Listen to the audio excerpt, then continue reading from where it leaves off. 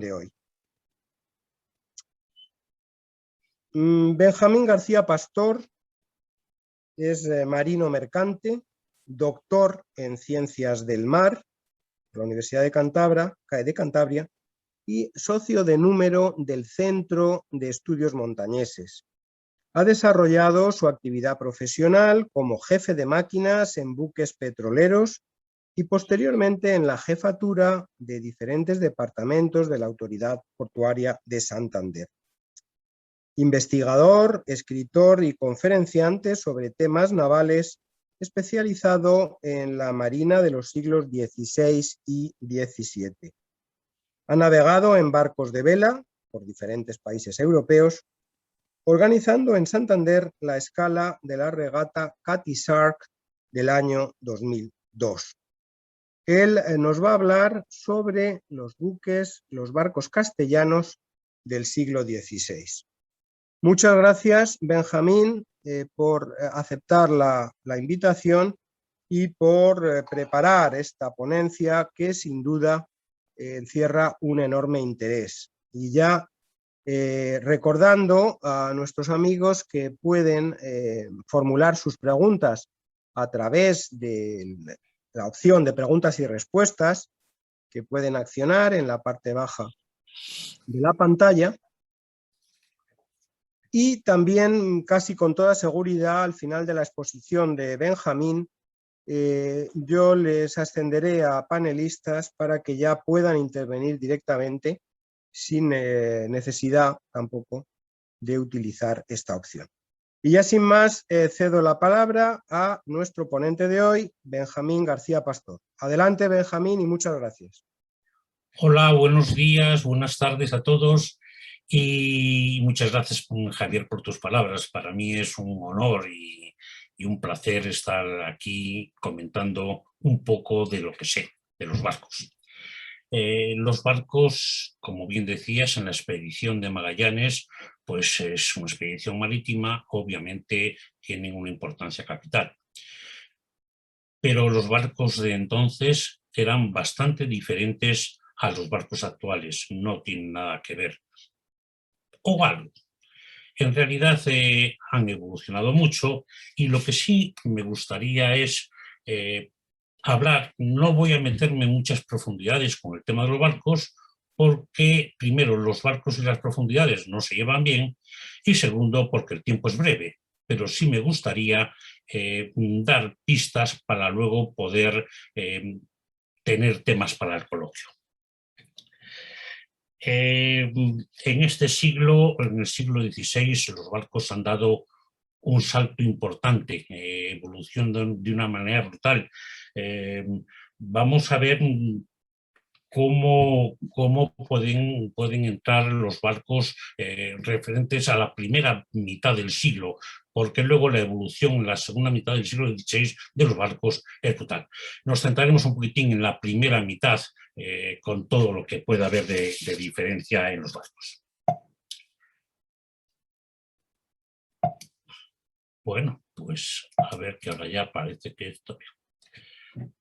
Bueno, pues una vez que tenemos esto, vamos a empezar a hablar someramente o a recordar lo que nos dijo Ramón sobre la importancia que tenían las especias en el siglo XV. Comentaré cómo estaba la marina, para ponernos en contexto, cómo estaba la marina a finales del siglo XV.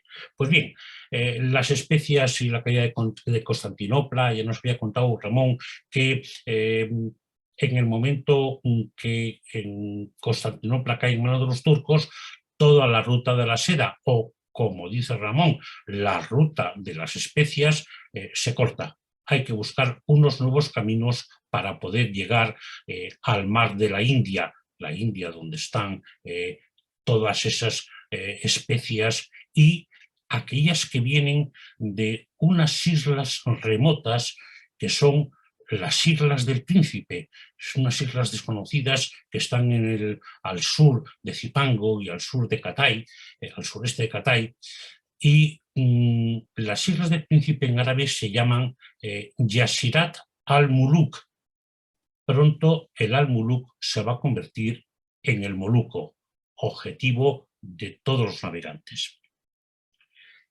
España y Portugal son las potencias mundiales por excelencia. Entonces, los que tienen ventajas son los portugueses, se ponen inmediatamente en marcha a recorrer la costa occidental de África, intentando llegar al mar Índico, al mar de la India. En aquel momento, el Estado no tenía barcos propios. No hay marinos militares ni armadas permanentes. En la mar no hay ningún tipo de ley. Y por lo tanto, proliferan los piratas y los corsarios. Hay más barcos corsarios que gaviotas. La verdad sea dicha que no es del siglo XV, esto viene de atrás. Se dice que la segunda profesión más antigua del mundo es la de corsario. Como no hay ley ni orden en la mar, los mercantes y los pesqueros tienen que protegerse ante los ataques de los corsarios y por ello se arman. Los dueños de los barcos meten armamento dentro de los barcos para que estos se puedan proteger en la mar. Es decir, el dueño de los barcos es el armador de los barcos. También, cuando el Estado necesita hacer un transporte de tropas o llevar a la princesa Juana a Flandes o atacar una posición a una flota enemiga, lo que hace es alquila una serie de barcos mercantes y pesqueros grandes y les reúne, les pone a todos al mando de un capitán general, un militar de tierra, y esa flota es una flota armada, es la Armada, coge el nombre del militar que está al mando. La flota de Magallanes o la flota de Loaiza, la Armada de Loaiza o la Armada de Magallanes. Pues bien, en cada barco o en los barcos que estén asignados embarcan compañías militares completas. Son soldados que van en el barco, bien para proteger el barco o bien como transporte o bien para combatir. El capitán de esa compañía, el capitán, es el que asume el mando táctico al llegar al barco. Es el capitán del barco. Pero digo mando táctico porque el maestre y su tripulación continúan a bordo con sus funciones habituales. Es decir, el maestre, el contramaestre, los oficiales siguen siendo los mismos y hacen la misma tarea que hacen normalmente. Para ellos, el maestre, que normalmente suele ser el armador, le da lo mismo llevar barriles de aceite que llevar lanas, que llevar militares. En fin, no, para el marino le dices, mientras me paguen, pues cualquier mercancía es válida. Sin embargo, claro, en un tema, cuando hay temas militares por medio, el capitán militar comanda el barco y asume la comandancia del barco. Es el comandante del barco. Con el paso del tiempo, tanto el maestre, capitán de mar, como el comandante, el capitán de guerra, al final acaban siendo una persona, pero esto ya a finales del siglo, incluso el siglo siguiente, y esa figura se llama capitán de mar y guerra. Los ingleses lo conocen como Master and Commander. Y vamos a ver qué tipos de barcos había entonces. Ante todo, quiero hacer que se note en este dibujo dos cosas. Primero, en la parte de popa, por estos orificios, estas gateras, se ve que salen unos remos. Estos remos, que también vemos en otro barco, son las espadillas. Entonces, a comienzo del siglo, apenas hay barcos que lleven un timón en el codaste, en la parte posterior, tal y como lo conocemos ahora. Los barcos se patroneaban, se dirigían por medio de estas espadillas. La segunda cosa que quiero hacer notar de este dibujo, de esta lámina, son las velas. Aquí vemos dos tipos diferentes de velas. Unas velas cuadradas, son velas cuadras, y unas velas triangulares, son velas latinas o velas de cuchillo. ¿Qué diferencia hay una vela con la otra?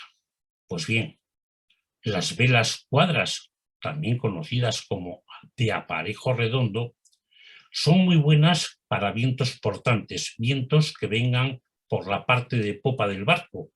Entonces, el barco con estas velas recoge mucho viento y avanza muy bien. Pero en cambio, estas velas no son válidas para navegar contra el viento. Hay que dar muchas bordadas avanzando muy poco terreno cada vez que se quiera navegar en contra del viento.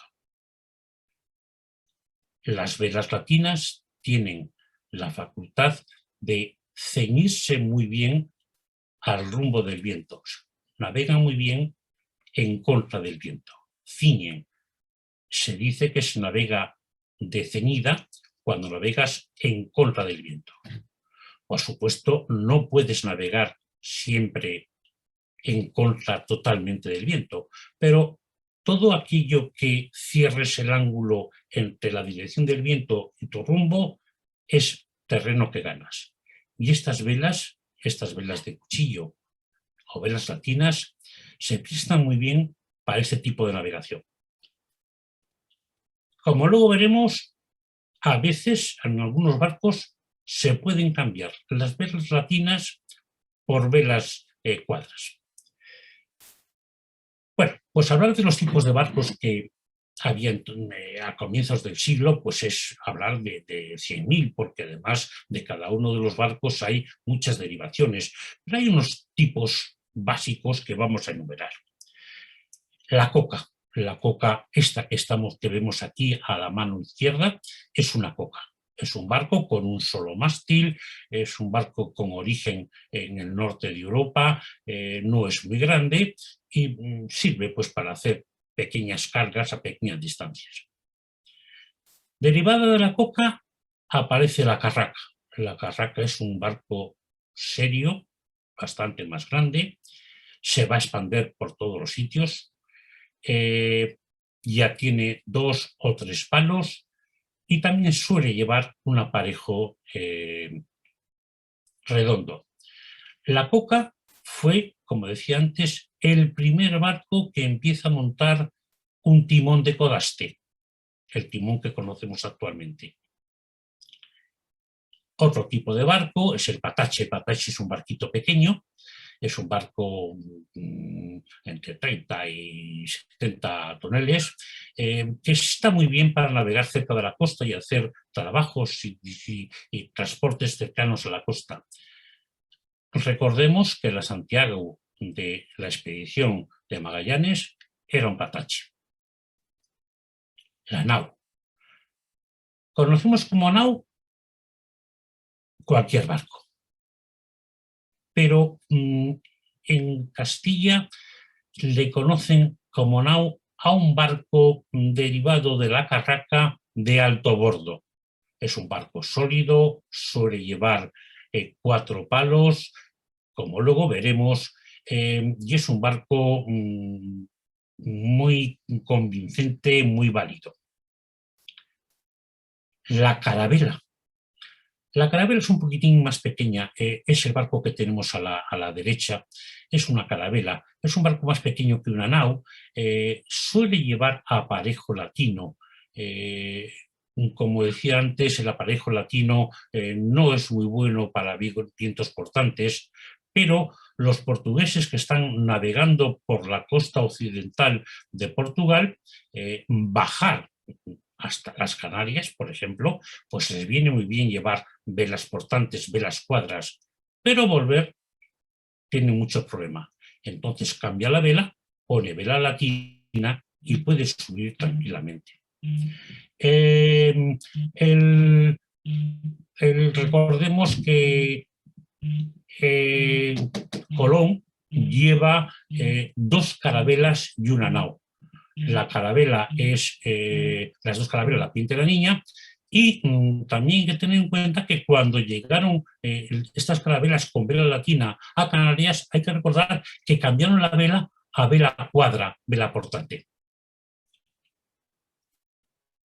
La galera es un barcarrón que fundamentalmente está propulsado a remos. Es un barco típico del Mediterráneo, tiene un espolón, una proa muy prolongada, que le sirve para clavarse en el costado enemigo, y por él van pasando los asaltantes a otro barco. Su propulsión habitual es a remo. Es más, lleva 3 o 4 órdenes de remo en cada banda, de tal manera que lleva una enorme cantidad de tripulación, porque su propulsión es, ya digo, a remo. No obstante, también lleva 1 o 2 palos que le permiten, en circunstancias favorables, levantar una vela latina. Ah, y el galeón. Pues no, el galeón no es ningún tipo de barco. El galeón se empieza a nombrar a partir de mediados del siglo XVI y corresponde a cualquier tipo de barco que tenga multifunción. Es decir, que en un viaje pueda ser como barco de guerra, lleve su armamento y lleve sus militares, e incluso pueda llevar en ese viaje pues algún cargamento valioso, el oro. Y en cambio, al viaje siguiente va como barco mercante. Sí, es el mismo barco que tiene multiplicidad de funciones. Eso es lo que se conoce como galeón. No es ninguna tipología. Lo habitual de un galeón es que sean naus, que sean carracas, barcos grandes, es decir, barcos seguros. Luego veremos a ver por qué son tan seguros. A principio de siglo aparecen muchas necesidades para los barcos. Vemos cómo los barcos inicialmente eran barcos bastante pequeñitos, y que las navegaciones con América descubiertas a últimos del siglo pasado, pues originan un tráfico exponencial. Muchas mercancías, muchos colonos, muchos ir y venir, defender. La cosa es que los barcos pequeños no valen, hay que hacer barcos mayores. Pero no solamente eso, es que el poder navegar en convoy, hay que navegar en convoy, origina unas ciertas necesidades. Los barcos que navegan en convoy tienen unas normas y unas características. Hay que navegar a la velocidad máxima del barco más lento menos medio nudo, lo cual origina que todos los barcos tienen que adecuar su velocidad a la velocidad más lenta del barco más lento. En fin, origina que tengan estos barcos unas características en las velas que se puedan ampliar o disminuir su superficie bélica. También los ataques piratas y corsarios que antes existían, bueno, pues ahora en las rutas a la América, tierra firme y al Nuevo Mundo, pues se han multiplicado. Ya no son barcos aislados, sino incluso flotas completas corsarias que atacan a los barcos, y estos tienen que prepararse para aguantar ataques y repelerlos. La broma o el Teredo navalis. La broma es un gusano xilófago, este madero que vemos en la playa de Ribazón, vemos que está totalmente perforado por la broma. La broma está en todos los mares. Lo que ocurre que en los mares fríos del Atlántico no es activo, pero los mares cálidos del Caribe se comen la madera de una manera brutal, inmediata, y por lo tanto las maderas de los nuevos barcos tienen que ser maderas mucho más duras que las utilizadas hasta entonces. se empiezan a emplear los robles, se empiezan a emplear ébanos, maderas sumamente fuertes, el guayacán, sobre todo para la estructura, porque si metes pino se lo van a comer en 4 días. Las tormentas y los huracanes, que son desconocidos en el Atlántico, por lo menos en las costas europeas, en América tienen efectos devastadores y entonces necesitan los barcos protegerse de ellos. Largos recorridos. No es lo mismo hacer un recorrido por la costa costeando que un recorrido a nuevo mundo. Voy costeando, se me rifa una vela, no tengo problemas. Me entro en el puerto siguiente, la reparo o compro otra y solucionado. Si voy a América y se me rifa una vela, pues voy a estar 6 meses sin una vela, porque no voy a tener oportunidad de cambiarla, salvo que lleve repuestos. Y los repuestos tienen que ir de alguna manera especial. Por ejemplo, las velas no las puedo llevar metidas en la bodega porque las ratas se las van a comer. Durarían 4 días. Hay que meterlas en unos tanques especiales de agua salada, y ahí por lo menos las alejamos de los dientes de las ratas. Otro de los problemas que tenemos son que no conocemos los fondos. Dentro mismo de la expedición de Magallanes hay 2 serios, gravísimos problemas con los fondos. El primer problema lo tiene la Santiago el Patache, que está navegando desde San Julián y se ha arrimado hacia el sur buscando un paso, coge un temporal muy fuerte, un temporal del sureste, y entra a refugiarse en el puerto de Santa Cruz. Bueno, pues me imagino que el patrón del barco, Guerra, da fondo. ¿Qué fondo hay? 6 brazas, va, sin problemas. Al día siguiente, el barco aparece encima de una piedra y se rompe. El motivo es que en Santa Cruz, las mareas tienen 12,5 metros de carrera. Para que nos hagamos una idea, Santander, que es el puerto que tiene más carrera en la península ibérica, tiene 5 metros, 5 algo. Y creo que Manila tenéis como mucho 1,5 metros, no más. Sí. Otro problema importante que tiene Magallanes con los barcos, ya Magallanes no, es João Carvalho, cuando con la Trinidad vara en una roca, están buscando ya Tidore, y vara en una piedra. Se arrima el bueno de la Victoria a ayudarle, también toca, pero se libra, y después de varios intentos la Trinidad sale normal. Sí, sale normal con la quilla rota. Mientras no está cargado, no hay problema.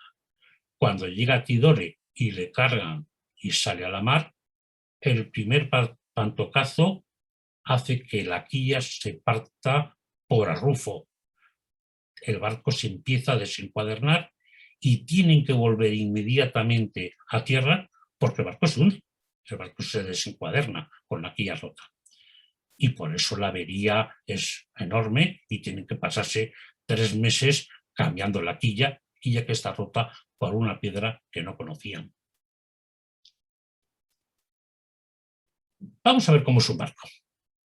Un barco, yo creo que este es un barco de primeros de siglo, no lo sé exactamente. Le calculo unas 300 toneladas aproximadamente.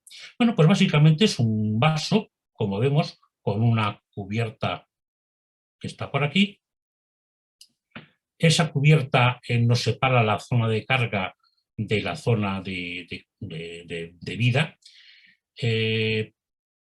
En la parte inferior hay otra cubierta que es esta, que no es una cubierta continua, es una cubierta de baos, una cubierta de barrotes que van de lado a lado, de costado a costado del barco para afianzarle en esta zona.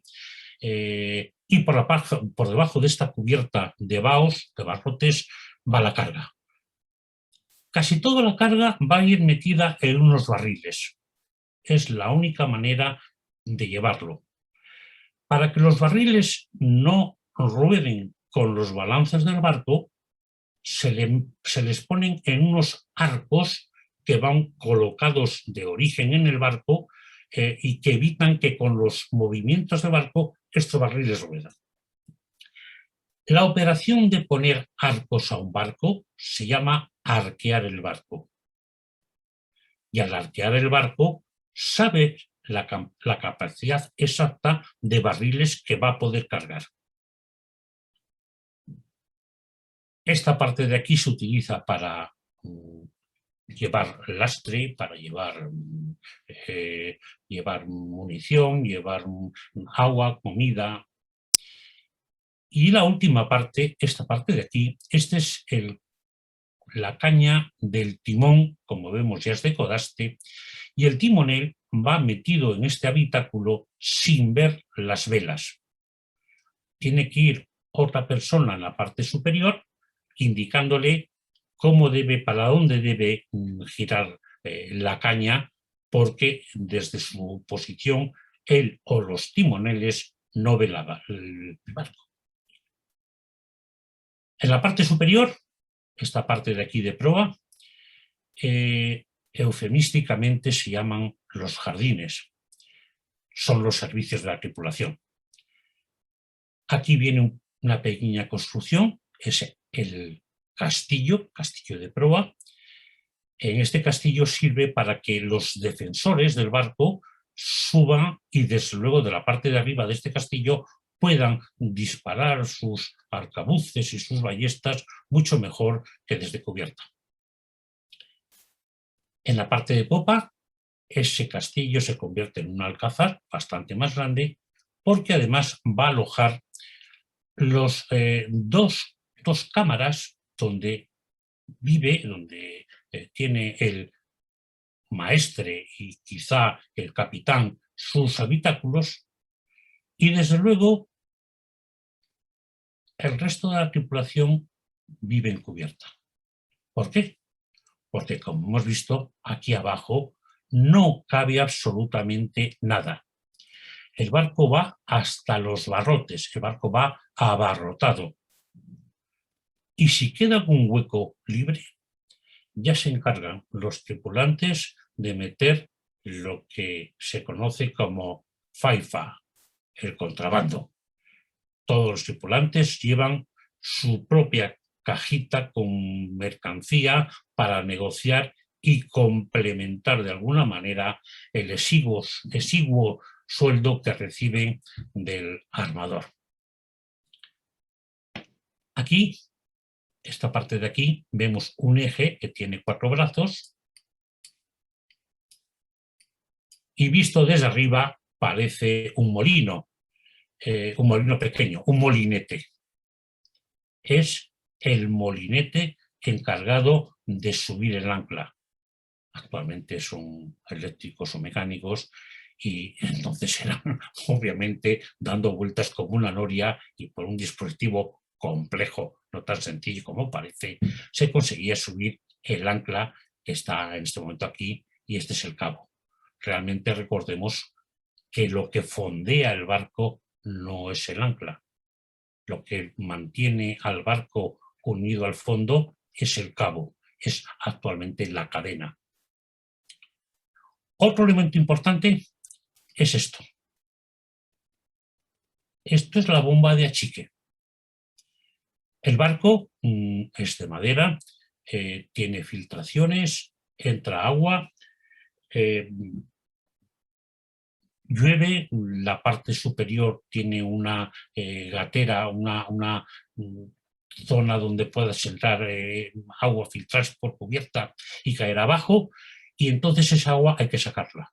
Y aquí hay una bomba de accionamiento manual que 1, 2 o permanentemente hay que estar accionando para conseguir sacar el agua de la sentina, la parte inferior del barco. También es cierto que aquí van cañones, en una y otra banda van aquí los cañones. por babor y por estribor. Y suelen ir falconetes, barcos de armamento más ligero, y aquí suele ir el armamento más pesado. La tripulación, como vemos, no tiene ninguna posibilidad de vivir en un sitio cerrado. Vive a la intemperie, en invierno y en verano. Haga frío o calor, la gente vive en cubierta, porque no hay ningún otro sitio donde ponerse. Además de eso, podría enumerar hasta media docena de motivos por los cuales la tripulación tiene que vivir en cubierta. La superficie es exigua, es muy pequeñita, tienen aproximadamente 1,5 metros, como mucho, cada uno para vivir en el barco. Todos los días, permanentemente, 1,5 metros es muy poca superficie vital. Se reúnen normalmente alrededor de un cañón, amarran sus elementos, sus pocas pertenencias que van en una caja en un cañón, sobre el cañón, y ahí viven, ahí se reúnen, ahí comen, es lo que llaman el rancho. Hacen un rancho y comen juntos y viven juntos. Por cierto que cuando ven una vela enemiga, lo que hacen es, el grito es unánime, ese enemigo, zafar rancho, quitar el rancho para poder disparar las piezas de artillería. El zafar rancho es la palabra que suena brutal porque hay un combate. Como vemos, básicamente lo que se va a llevar son mercaderías. Hay que llevar, que es un problema, porque hay que llevar mucho agua y mucha comida, y para el armador eso dice que no, que eso es un gasto inútil y superfluo. Y por último, hay que llevar pañoles, artillería, respetos, lastre. Debajo de cubierta no hay espacio libre. Bueno, más adelante, y paso muy rápido con esto, los barcos se van a normalizar, porque hasta ahora los barcos son todos diferentes, pues poniendo un doble forro, poniendo un aparejo diferente, un pinzote para poder mover la caña, la jova de los galeones reales, portas de artillería, puentes, es decir, se van modificando los barcos rápidamente. ¿Cómo es la arboladura? Bueno, pues la arboladura llevan 4 palos, un bauprés que carga una cebadera, un trinquete que lleva una trinqueta, a veces arriba lleva un velacho. El palo mayor lleva una vela mayor, un papahigos con 2 bonetas que se ponen por debajo, 2 prolongaciones, una gavia en el palo superior, y en el palo de mesana lleva una vela al tercio, una vela que le permite ceñir también un poco. Cuando hay que subir una vela que va envergada es un problema, porque pesa un triunfo, y entonces vemos al contramaestre con un silbato en la boca cómo va dando órdenes, mientras que la tripulación, al son de una salmodia, va tirando, alando de una driza que levanta la verga y la vela, que además puede llegar a pesar pues hasta 2 toneladas.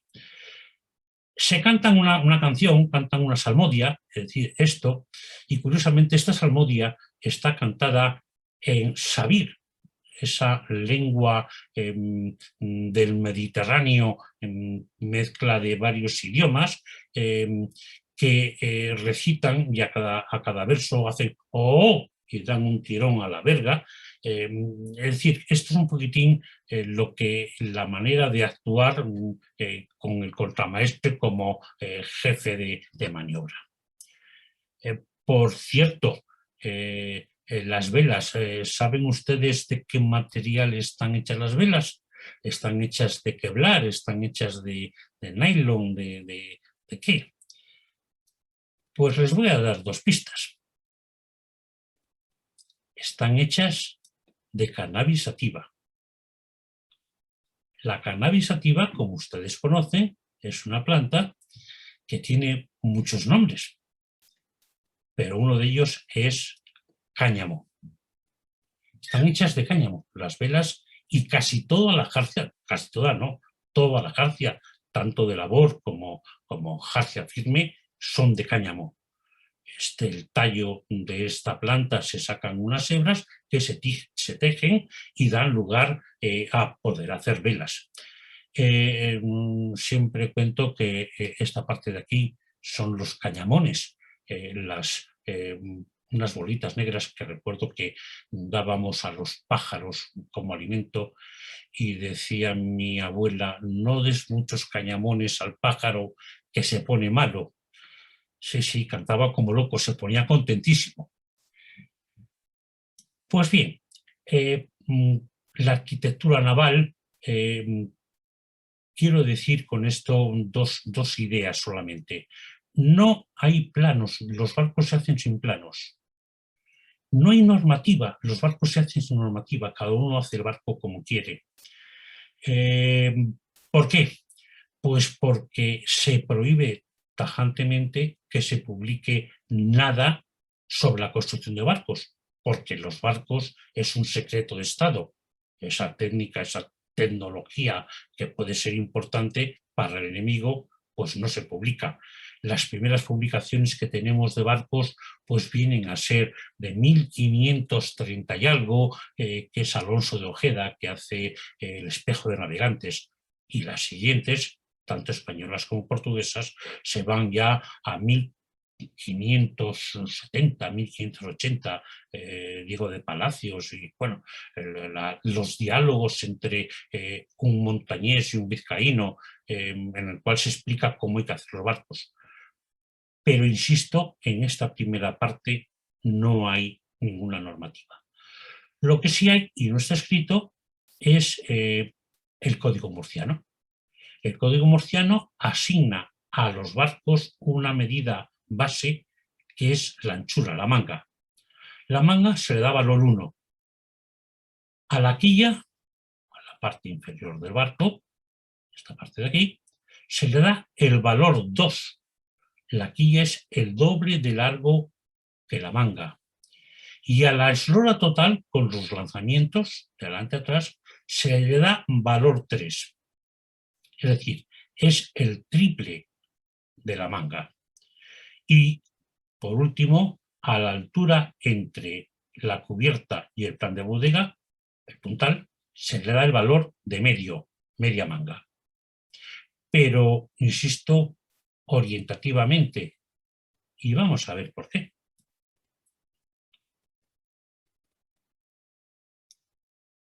Vamos a ver si me deja.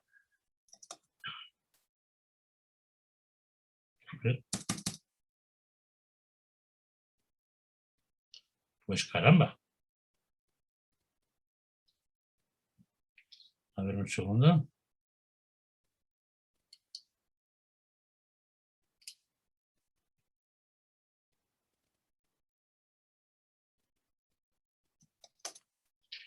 Bueno, pues la tecnología es lo que tiene. Vamos a intentar así, sí.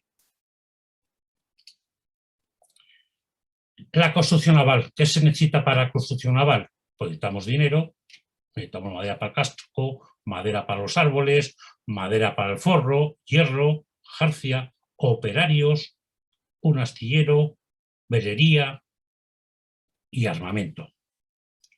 Esto que vemos aquí, este plano, es de últimos de año. En fin, que hacer un barco no es una operación sencilla.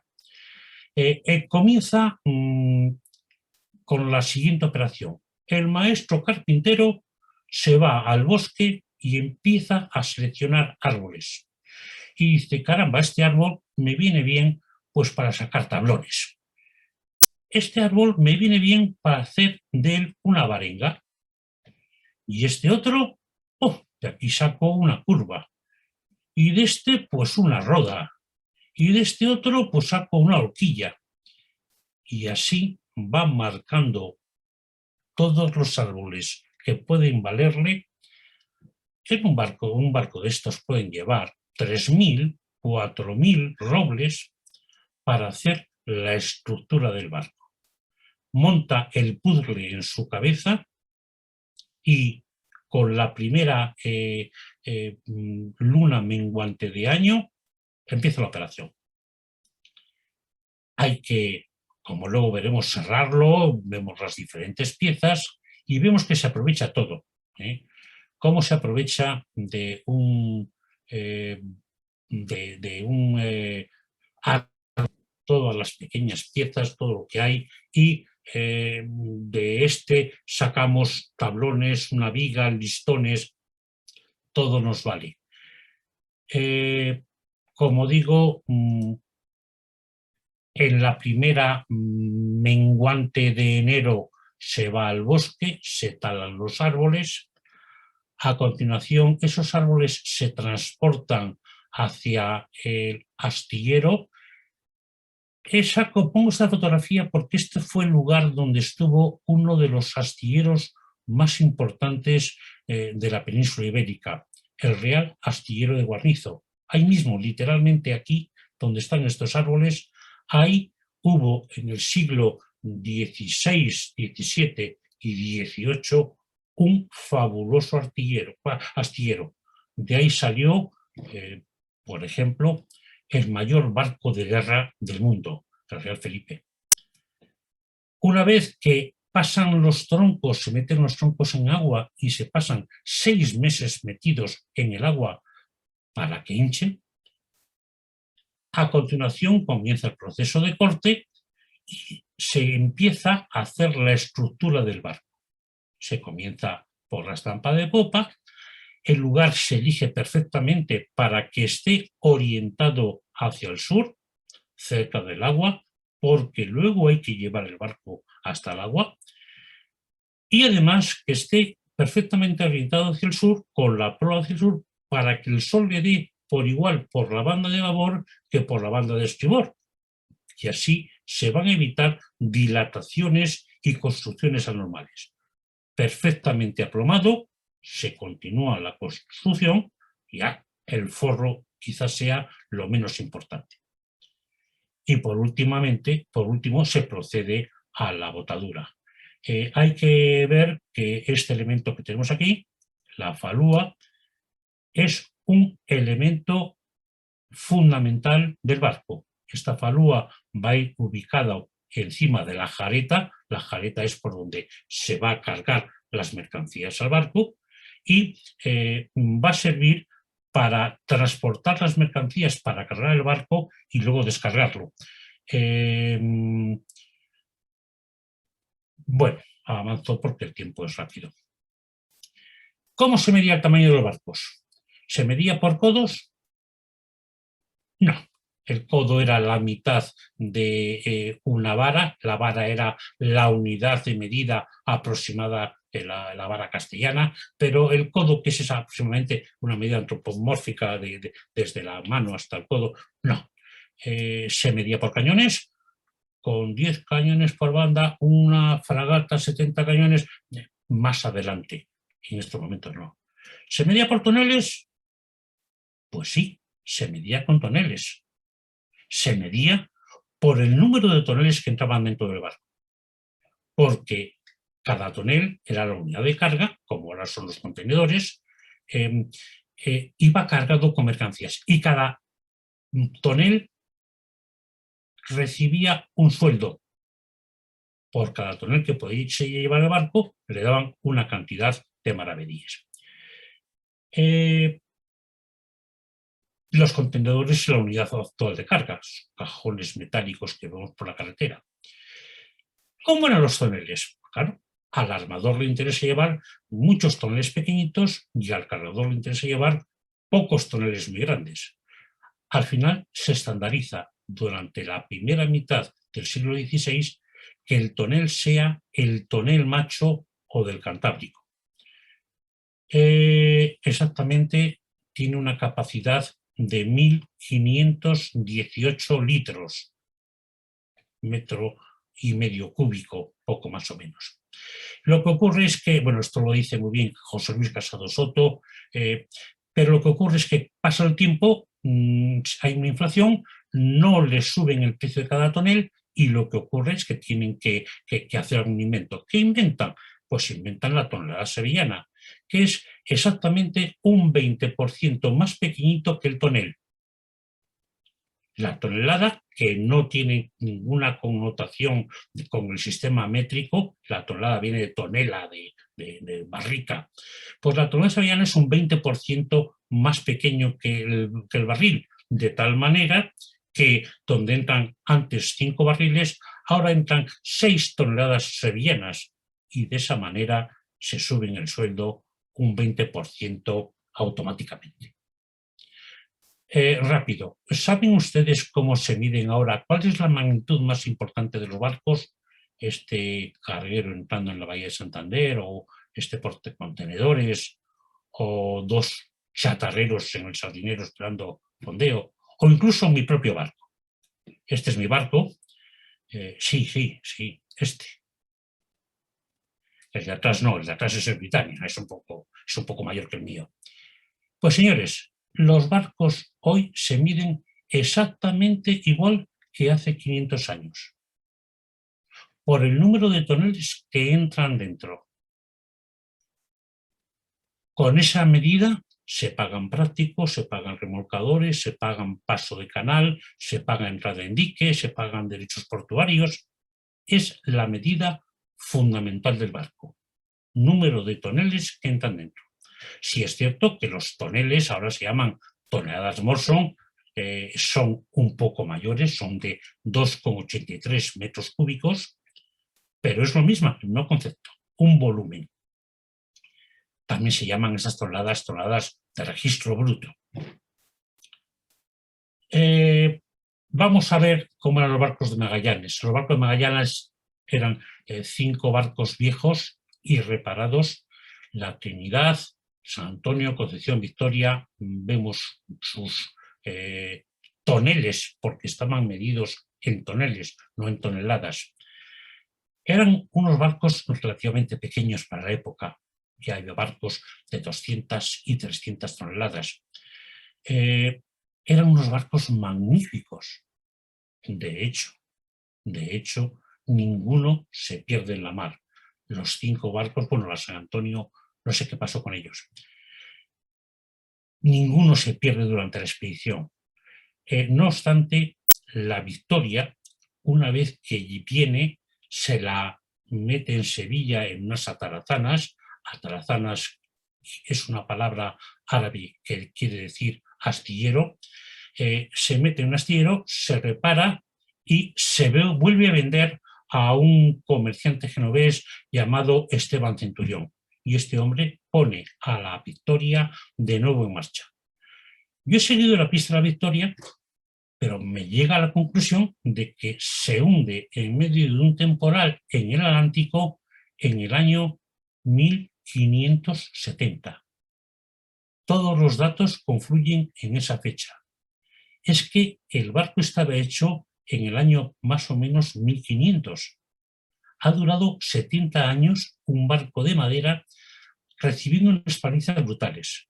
Los barcos eran tan buenos y tan bien construidos que hoy en día se sigue construyendo los barcos casi con la misma tecnología de entonces, el mismo sistema de ensamble. Eran unos formidables constructores de barcos. Para hacernos una idea, vamos a ver, esta es una réplica de la nao Santa María del Puerto, la capitana de Colón, que tenía 150 toneles. No sé, esta medía 23,52 metros de eslora, está documentado. Yo, la Victoria, no he encontrado datos de su eslora, pero yo calculo, comparándolo con la Santa María, que tendría menos de 20 metros de eslora. Esta es un barquito, la Tresmiera, que se dedica a llevar pasajeros entre los dos lados de la bahía de Santander. Es un barco que tiene 20,3 metros de eslora. Era sensiblemente mayor que la Victoria. Pues bien, con un barco más pequeño que este, el Cano dio la vuelta al mundo y aguantó temporales que no nos podemos imaginar. Le comentaba yo al patrón de este barco que me llevase un día a Cabo Mayor con olas de 4 metros de 4 metros. Y me dice, tú estás loco, pero vamos a salir con 4 metros, imposible, o sea, inconcebible.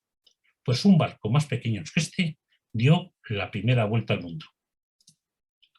Muchas gracias por su atención.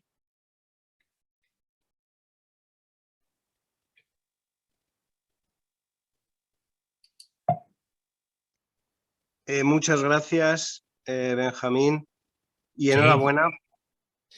gracias. Y enhorabuena por esta magnífica presentación, tanto por la forma como por el contenido.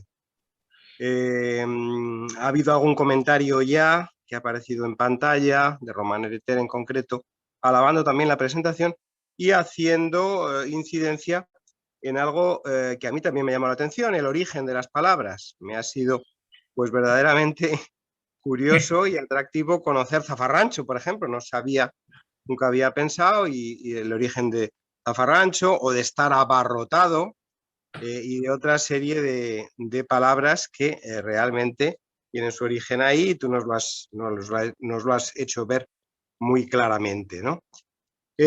También esos toques de humor, esos toques de humor que además, al no ver al Estamos entre público tú, amigos. ya, tenía un doble, en fin, un doble mérito, porque cuando no ves la cara, cuando tú dices una broma en una conferencia y ves que el público se ríe o que hace muecas de aprobación, pues eso te anima. Pero claro, cuando no sabes la respuesta del público, pues es complicado, ¿no? Has estado ahí perfecto y no te ha influido en nada esa manera que tienen estas videoconferencias, de que hay momentos en los que parece que estás tú solo y que incluso el subconsciente dice, bueno, estoy hablando solo, aunque tengas a cientos o a miles de personas al otro lado. Muy bien, vamos a ir dando paso a, como lo decía antes, os voy a ir subiendo a panelistas para que nos veamos las caras y para que podáis intervenir en el formato habitual. Hay una mano levantada desde hace tiempo de Albert Vázquez, de nuestro gran novelista Albert Vázquez, que espero que no sea una broma de la técnica, porque a veces a lo mejor se toca una tecla. Entonces, voy a dar la palabra a Albert Vázquez, le voy a subir a panelista y os voy subiendo a todos. Pero también otra cosa, cuando has hablado de la suerte de la victoria, también me ha venido a la cabeza lo interesante que sería hacer una sesión sobre qué fue de, ¿no? Eso que a veces hacen las televisiones, qué fue de este artista, qué fue de este futbolista. Pues eso, qué fue de los personajes de la expedición, o qué fue de los barcos. Bueno, del barco, el barco que llegó ya nos lo has dicho tú, ¿no? Muy bien, pues además valorar también el tiempo.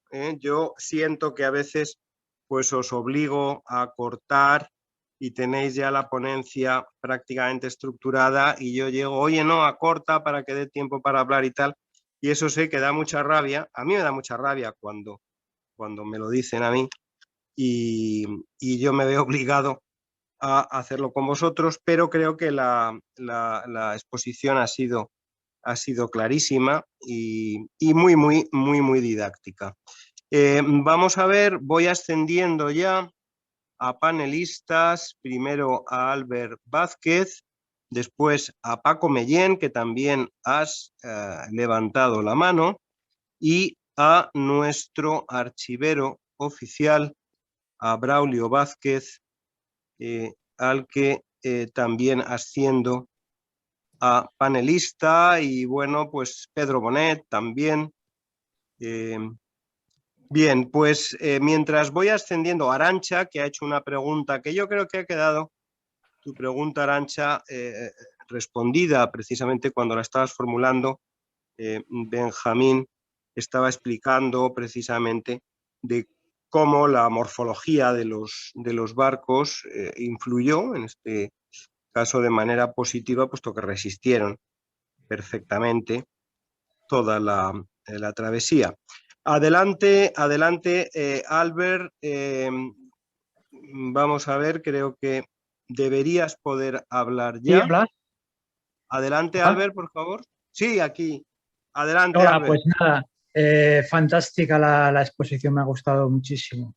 Tengo una pregunta que es muy breve y es al hilo de lo dicho, ¿no? Como he sabido, las tripulaciones navegan en la cubierta sin poder descender a la bodega porque está repleta de mercancías.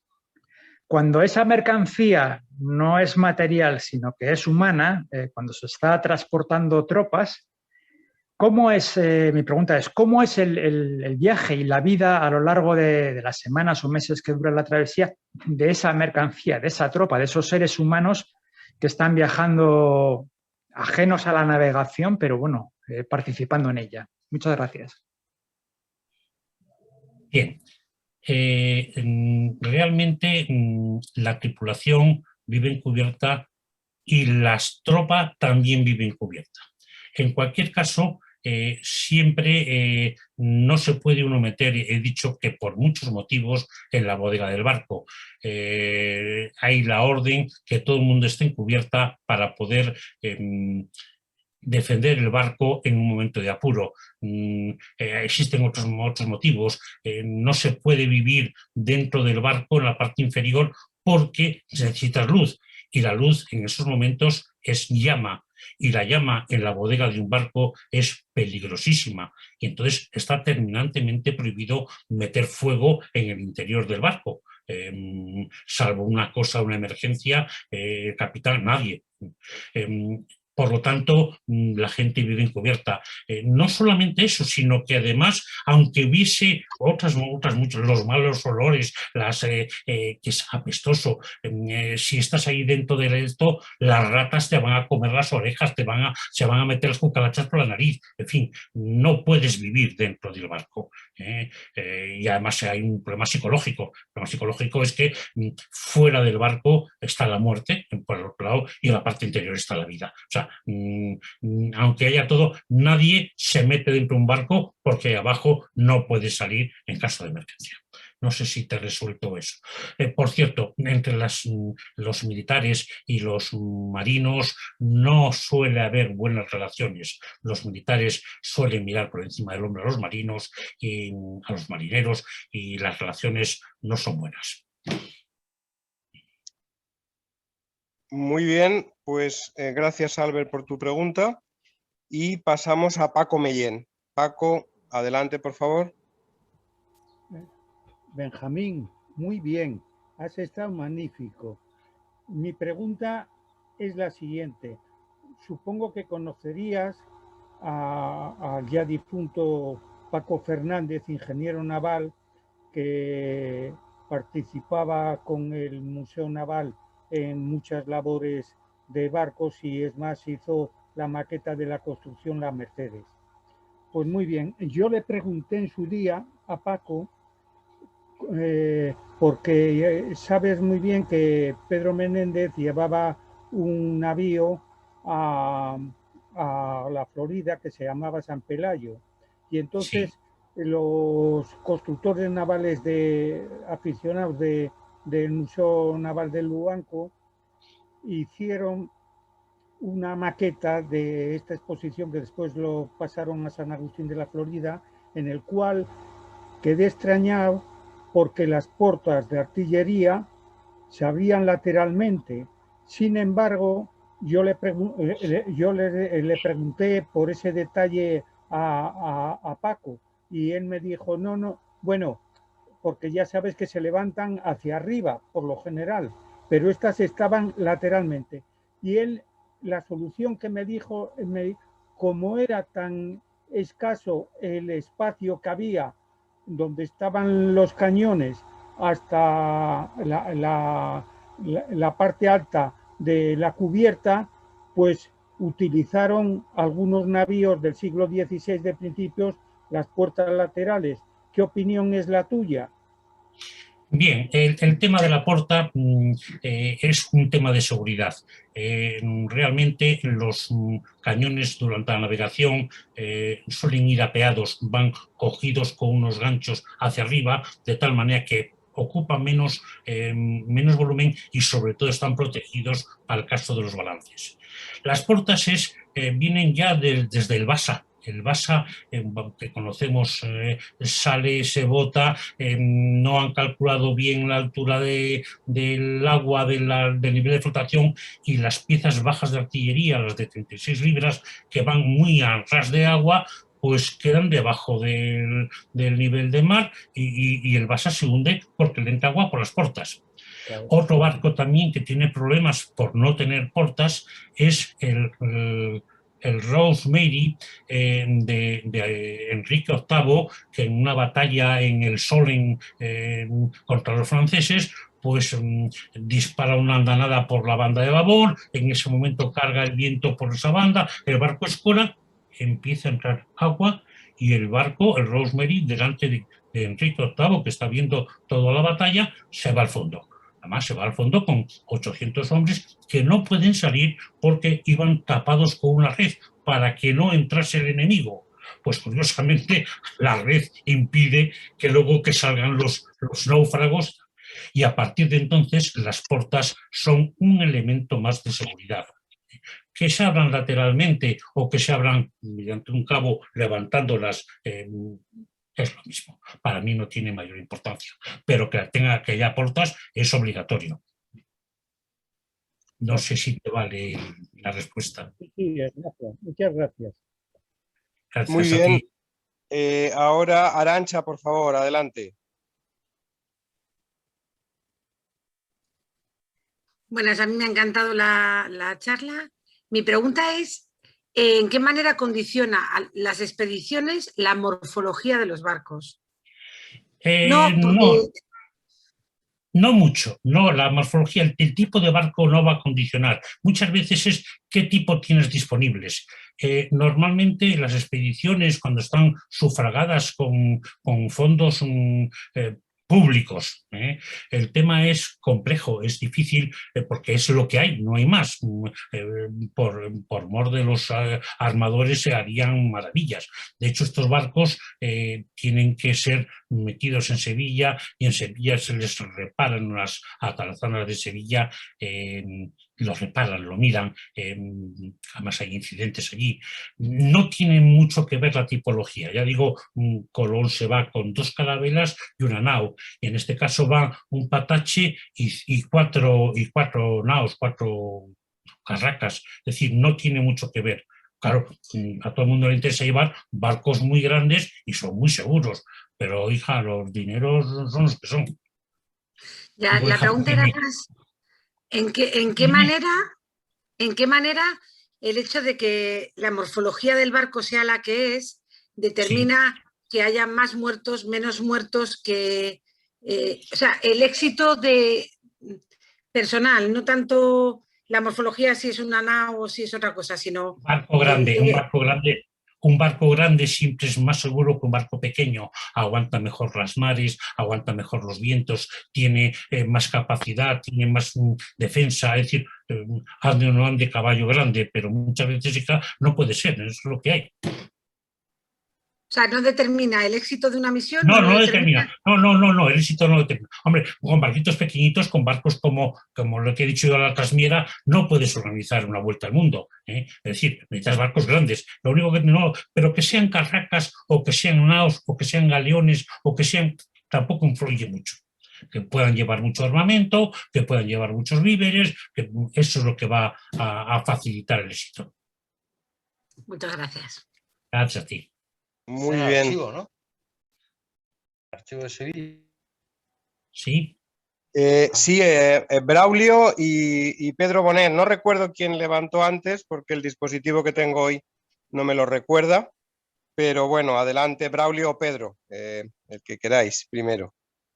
Como quieras, Pedro, si quieres Braulio. tú. Ah, bueno, venga, muchas gracias. Dale tú.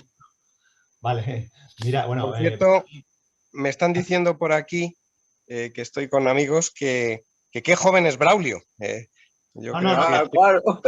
Ya tengo la primera dosis. Hombre, claro, todo es... Ya me vacunaron ayer la primera dosis, tengo ya. Uy. No sé, ya con la obra que lleva y el prestigio acumulado, pues se piensan que es un venerable anciano, ¿no? Y entonces Bueno, voy camino de serlo, pero todavía... Bueno, todo. Bueno, Pedro, nuestro querido músico y musicólogo, aunque él a veces dice que no. Adelante, por favor. Vale, bueno, pues nada, fantástica, Benjamín, preciosa. Yo me he conectado in extremis tarde. De hecho, he venido a mi segunda residencia después de un año sin venir a ella, dificultades con el agua caliente, ordenador nuevo, descargar Zoom, pero bueno, aquí he estado, o sea que la tertulia para mí es lo primero siempre, y además hoy especialmente valía la pena, porque además Benjamín, bueno, no nos conocemos personalmente en persona, en directo, pero ya nos estamos viendo en la pantalla siempre, ¿no? Porque estamos siempre en la tertulia. Bueno, sí, mi pregunta, claro, viene mucho con, tengo aquí hecho la captura de pantalla, buiza o dioza yutanoi, que somos servisoi o voleamo ben servir. Entonces, esto de la gente tirando de la soga, ¿no? Para izar la vela, un par de preguntas, es decir, viene un texto que veo que son principalmente versos versos o locuciones de 6, 7 u 8 sílabas, ¿no? O sea, quizás predomina el heptasílabo. Veo que es largo, que es como una especie de cantinela, que esto, las preguntas serían... Sí, se memorizaba, hago mis preguntas más o menos así todas seguidas, se memorizaba así como una especie de cosa seguida, pones puntos suspensivos al final, claro, porque esto puede ser tan largo como un romance, pero de alguna manera, si es algo colectivo, tenía que estar, supongo que tenía que estar aprendida la retahíla más o menos la misma todo el mundo, ¿no? Y luego, finalmente, para que ya me contestes todas las preguntas juntas, bueno, ritmo, seguro que había un ritmo que era de lo que se trataba para ir secuenciando, ¿no? El tirar de la soga, y luego si había algún tipo de melodía o ¿qué conocimiento tienes tú de ello? Bien, vayamos por parte. Yo esta salmodia, sabía que había alguna salmodia, pero un día leyendo un libro lo vi, me gustó y lo copié. Lo ponía, tal como lo ponía el libro, lo pongo yo, incluso puntos suspensivos. Sí es muy lógico, porque yo recuerdo en tiempos jóvenes, cuando barcos de pesca arribaban al puerto de Santander, si había que hacer algún trabajo más o menos pesados, todos cantaban algo, no recuerdo qué, mi idea era que y todos hacían el mismo esfuerzo, les ayuda a aunar esfuerzos para tirar simultáneamente, coordinan simultáneamente el esfuerzo. No sé si lleva música o no lleva música. Yo me imagino que la música sería muy pequeñita, ¿no? El ritmo es el ritmo que te puede dar el esfuerzo físico, porque levantar una verga, normalmente la verga va envergada, va a la vela y levantas todo, no solamente levantas la verga, llevas la verga y la vela, y eso, insisto, llega a pesar hasta toneladas. No digo nada si está mojado, pero el ritmo de cántico no lo sé, lo copié, no recuerdo... no recuerdo, era Hombres del Océano, me parece que era el libro, pero no lo sé. Sí, porque la lengua has dicho que era... La lengua has dicho que era sabir, ¿no? Lo llamas. Sabir es una mezcla de lenguas. Concretamente yo tenía mis dudas de que esto fuese sabir o no fuese sabir. Antes de meter la pata, consulté con nuestro lingüista Rafael Rodríguez Ponga, y le puse un correo, le dije: Rafael, ¿esto qué te parece? Y quedó ilusionado, dijo: por supuesto sabir. El sabir no es en ninguna lengua estructurada que tenga unas reglas fijas, van cambiando. Yo le decía que yo he hablado muchas veces sabir, mezclando palabras de inglés con francés, con italiano, con todo, y con inglés, pero el caso es entenderte. Los marinos, cuando llegamos a un puerto, necesitamos comunicarnos, y si él o yo no sé, tenemos un idioma común, al final encontramos alguna manera para entendernos. Es decir, y Rafael me dijo que sí, que era sabir. Es más, me comentó que había poca escritura en Sabir, que no había mucho texto en Sabir y lo poco que había lo estaban analizando. Me comentó Rafael, me dijo, dice, esto parece italiano, pero también parece castellano. El caso es que cuando lo lees y está muy bien, sabes lo que dicen porque lo entiendes. Yo por lo menos lo entiendo fácilmente. Bueno, muy bien. Un tema, por contribuir a ello, un tema que no que tendría relación con esto es el de las ensaladas en la música, lo que se llama ensaladas. Las ensaladas de Flecha, por ejemplo, de Mateo Flecha, que emplean, se llaman ensalada por eso, porque emplean varias lenguas. O sea, mezcla es música renacentista, música polifónica, estamos hablando igualmente del siglo XVI, y entonces mezcla de italiano, francés, provenzal, etcétera, ¿no? Catalán, y eso, bueno, traza un paralelismo. Pues muchas gracias, Benjamín, y enhorabuena de verdad por tan bonita. Gracias, Pedro, muchas gracias. Muy bien, vamos a ver, paso la palabra a Braulio, pero antes yo me tengo que disculpar y paso la coordinación a nuestro secretario, a Paco Moreno, seguid con él. Y bueno, pues muchas gracias, enhorabuena de nuevo, Benjamín. Gracias y a ti. Seguimos en contacto, no olvidéis que esto se graba y están grabadas casi todas las sesiones anteriores. Si habéis faltado alguna, pues pedírnosla y os la enviamos con mucho gusto por WeTransfer. Pues gracias a todos y un abrazo muy fuerte y enhorabuena, Benjamín. Y adelante, Braulio, que te he dejado ahí casi con la palabra en la boca. Gracias, Javier. Adelante, un abrazo fuerte. Que bueno, yo en primer lugar tengo que felicitar a Benjamín. Bueno, es que me pasa como cuando escuché la de Paco Mellén, claro, que uno está acostumbrado a leer los relatos de los hechos en sí, lo que va aconteciendo, pero no se hace cargo del ambiente, ¿no?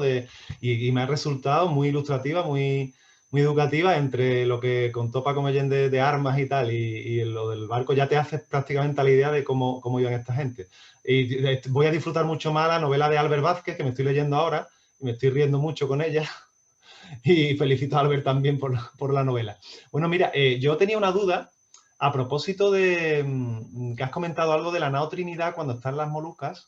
Sí. Salen las dos naos y habías comentado como que la causa de la avería era o bien el roce con una piedra sumergida o con un ancla. Yo no conozco ningún relato coetáneo, no sé, quizás tú lo hayas leído en alguna fuente posterior, algún relato posterior. ¿Recuerdas cuál? Sí, no, ahora mismo no recuerdo. Creo, me parece que lo he leído de Cesario Fernández Duro, que es un historiador, que en alguno de los relatos creo que lo he leído y memorizo, digo porque para mí tiene cierta fiabilidad, porque lo que lees luego al final tienes que filtrarlo mucho y saber las fuentes, la fiabilidad de las fuentes. En este caso, Fernández Duro para mí tiene bastante fiabilidad. Y quiero recordar que es él cuando dice que navegando en busca de Tidore, más o menos el relato dice que la Trinidad varó sobre una piedra. Fue en su ayuda la Victoria, que también tocó la piedra pero salió sin problema. Y que después de muchos esfuerzos consiguieron reflotar la Trinidad. Nada más que habla de esto, punto. No habla más que eso, que tocó. Lo hice anecdóticamente. Como marino asocio esa varada con lo que luego sucede al cargar el barco. Es decir, si yo meto el barco y sobre una piedra y en algún momento tiene la quilla, ha sufrido, en principio, como no está cargado, no tiene ningún problema. La quilla es la viga maestra del barco. Pero claro, en el momento en que yo le cargo el barco, esa viga está tocada, salgo a la mar y el primer pantocazo, el primer golpe que doy, o bien con la proa o bien con la popa, es un esfuerzo añadido a la carga que hace que el barco quiebre, la quilla quiebre. En realidad, y esto son suposiciones mías, toda la estructura del barco aguanta en este momento la quilla, en este momento. Por eso les puede envolver, no se puede achicar, te vas a achicar. Si ves que si es una vía de agua pones un payete de colisión o pones alguna cosa, pero vamos, no es esto. Y lo tapas y en 4 días reparas la avería, si es una vía de agua. aquí tienen que vaciar el barco porque tienen que cambiar la viga, tienen que cambiar la quilla. Tardaron 3 meses en la avería, lo 3 cual meses. ya que no era... Creo que puso, el rey Al-Mansur puso 100 carpinteros ayudando a este hombre. Es decir, que estuvo trabajando un equipo de gente importante porque hay que desmontar parte del barco, cambiar la quilla y luego volverlo a ensamblar. Es decir, pero ¿dónde lo he leído? ¿Dónde lo he leído? Que te iba a decir una cosa simplemente, ¿no? Que te iba a decir simplemente que decían la fuente que era una vía de 4 palmos, que es bastante grande, la 4 palmos de ancho, pero que voy a releer con atención las fuentes para rastrear esa noticia, porque claro, es una noticia, digamos que fue un accidente separado en el tiempo que luego dio la cara cuando ya cargaron la nao. Esto mismo. Braulio, estamos en contacto y a mí me interesa la información. O sea que si sé algo te lo comunico y si no, me lo mandas también. Muchas gracias, Braulio. Sí. Bueno, no veo manos levantadas ahora mismo, pero en el chat dice que Román quiere hacer alguna pregunta y luego, por supuesto, Elisa, como en todas las tertulias. Román, cuando quieras. Abre el micrófono. Vale, perfecto. No se te oye. ¿Puedes subir el volumen?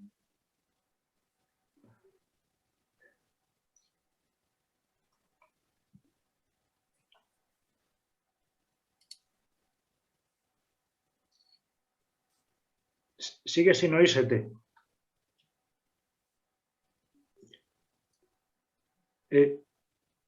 No sé si... escucha un momentito. Mira, como no se te oye, mientras intenta resolver el problema, paso la pregunta a Elisa. Elisa, te toca. Bueno, Ahora pues nada. Encantada de veros a ti, a Braulio. No sé si mi hermano habrá podido entrar, no le he visto hace 16 meses, pero bueno, vamos a ver, Benjamín. Mi obsesión en este momento, con todo lo que me estáis enseñando todos, siguen siendo las velas. Vamos a ver, cuando encontró Julio, que no me acuerdo cómo se apellida en este momento, pero le estoy muy agradecida, el recibo de que Falero compró tierra almagre y aceite para pintar las velas de la Concepción, yo reuní aceite, almagre y pues también, ¿cómo se llama esto? Lo de los pinos, hombre. Trementina, sí, como secante, y os voy a poner lo que logramos. Esto es una tela antigua pintada con el almagre. Sí, no sé si alguna vela, al menos la Concepción, iría pintada de esto. La pregunta esto es lo que yo he logrado. Que los barcos se pintaron con almagre sí que lo sabemos, que las maderas muchas veces iban pintadas con almagre y como decía Julio eran puro colorín. Pero la pregunta que yo te hago es, sí, cáñamo sí, pero ¿cuándo entró ya, si lo sabes, ¿cuándo entró ya en el tejido de las velas el yute? Porque este tejido que yo tengo aquí, por desgracia, tiene yute, no cáñamo. Es más adelante, el yute entra más tarde. No lo sé la fecha exacta.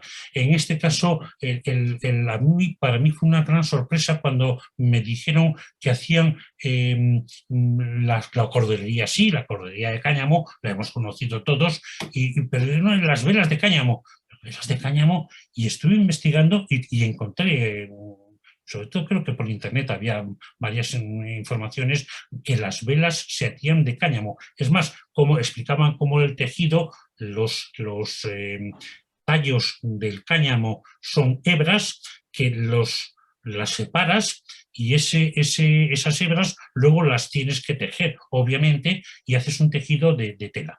La tela, ya bastante más adelante, cuando el Marqués de la Victoria, lo que hacen es son estándar, unos tiras estándar de paño que van enrolladas, van en rollos, y esas tiras estándar son los que la tripulación tiene que coser. O sea, no vas a la tienda al nordeste, velerías y de velero, mándame una vela de... No. Se hacen a bordo en función de unos rollos que tienen, ya digo, y es cáñamo. es cáñamo lo que cosen ellos. Sí, dime.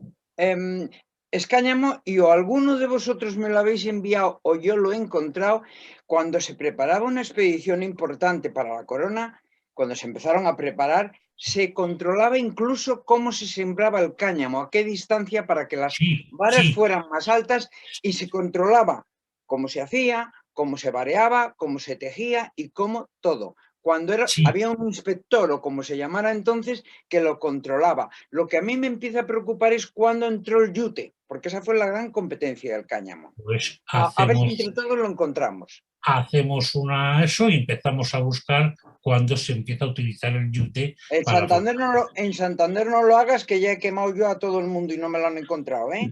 Gracias. Ya todos. Otra cosa más. Sí. Naturalmente que Braulio es muy joven porque no puede ser mi nieto, pero por ahí le anda. Pero yo creo que yo soy la senior de todo el grupo. Por pelo con alguno, soy mayor que Mellén, por ejemplo. Me ganas por poco, pero bueno. No, a ti te gano por bastante. Y aquí me tenéis trabajando como una negra, peyorativamente hablando, pero trabajando. Así que moveros todos los demás. Muy bien, tomamos nota. Pero hay bastantes preguntas en cola, en lista. Entonces, por favor, os pediría que fuerais breves para que diera tiempo a intervenir todo el mundo. Bueno, pero esto era vamos a intentar otra vez con Román y después le toca a Tomás. Abre el micrófono, Román, por favor.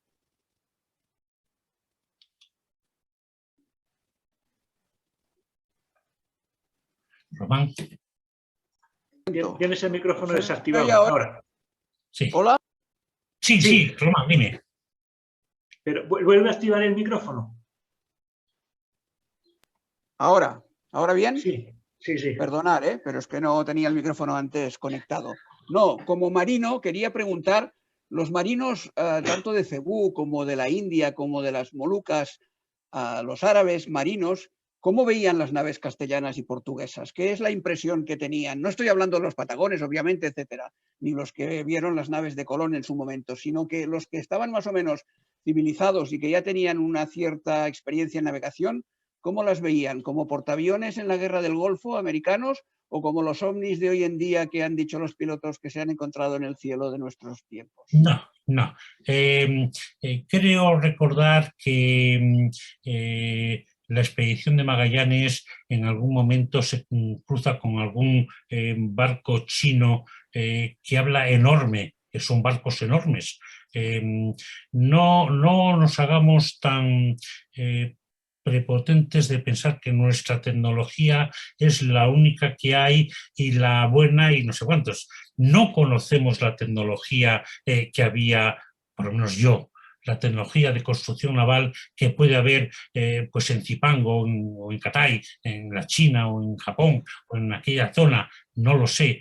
Pero sí hablan de barcos muy grandes, con mucha gente, lo cual quiere decir, y aquellos barcos que ven, que tienen dos proas y tres popas, es decir, que navegan en un sentido y navegan en otro, y no cambian la vela, y eso es una novedad para nosotros. Es decir, que cada cultura tiene su forma de navegar y su historia.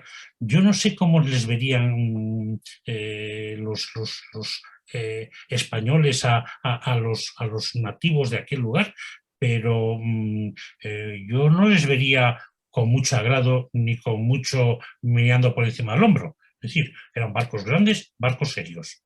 O sea, lo cual quiere decir que su cultura, ¿qué pasa? Que yo, al menos yo, no la conozco. O hasta nosotros no han llegado. Sí sabemos de gigantescos juncos chinos, pero gigantescos. Pero bueno, pero no sabemos ni cómo, yo al menos, cómo estaban hechos o cómo... Luego, la tecnología de aquella gente que tiene más años de experiencia que nosotros, me imagino que sea tan buena o superior a la nuestra. Y por temas de tiempo, no sé más. No, más me refería a China aparte, porque China en un momento determinado sí que lanza una serie de flotas por el Mar de la China y por el Índico, etcétera, etcétera, pero hay un momento determinado en el cual un emperador decide que no hay que abrirse al extranjero y se corta absolutamente todo eso, ¿no? Entonces, ahí hay un término medio de civilizaciones tipo, pues, el Golfo Pérsico, India, etcétera, etcétera, que no sé si hasta qué punto veían una tecnología totalmente distinta o que si el tema superior estaba solo en el armamento. Cuando llegan a Guam, me imagino que los nativos de Guam pues verían a los barcos estos desesperados. Y claro, los armamentos ya, no quiero contarte nada, lo que pasa en los ladrones cuando disparan porque les han robado el esquife. Y bueno, es decir, para ellos aquello es una novedad brutal. Entiendo que es una novedad brutal, pero el tema de la artillería y el tema de un barco grande, pero claro, dependiendo de qué cultura estás cogiendo, obviamente, para cuando llegan a Brunei, el sultán de Brunei, con toda aquella flota que tiene, que viene una expedición de guerra, en fin, me imagino que tendrían unos barcos formidables. O sea, que depende de qué cultura habría sitios superiores y sitios inferiores. Gracias, muchas gracias. Bueno, siguiente pregunta le toca a Tomás Mazón y después viene Antonio. Tomás, cuando quieras. Sí, gracias, Benjamín. Enhorabuena, me lo he pasado estupendamente oyéndote. Y he aprendido un montón, además. Y te quería preguntar tu opinión también un poco de lo que hablaba Braulio contigo sobre la Trinidad y la rotura. Yo tampoco recuerdo ninguna fuente que mencione exactamente eso de por qué. Y lo que sí hablan es de que es en el momento de largar velas cuando detectan que eso no se mueve y ahí está pasando algo, ¿no? Entonces me da que pensar, y es la pregunta, a ver tu opinión sobre ello, cuál puede ser, porque yo de construcción naval sí que no tengo ni idea. Pero sospecho como que cuando largaran velas y los mástiles empezaran a generar tensión, a transmitir esfuerzos al casco, ahí fue donde la sobrecarga que tenía empezó aquello a desencajarse y a moverse y la vía de agua fue porque realmente se desestructuró, ¿no? Se le fue al casco toda la forma. No sé si eso es viable, que pudiera ser así o no.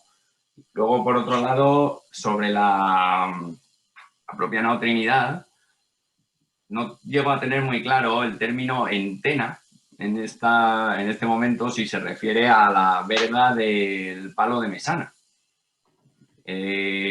Porque si fuera así, que es lo que tengo entendido, según la carta de Gonzalo Gómez de Espinosa, que decía que los portugueses le querían ahorcar de las centenas y hablaba en plural, es como si tuviera doble palo de mesana la Trinidad, que es un punto ahí que me parece interesante, que en alguna cartografía he visto algún navío de esta época con doble palo de mesana. Y no sé, me parece sugerente, ¿no?, que la Trinidad pudiera tenerlo.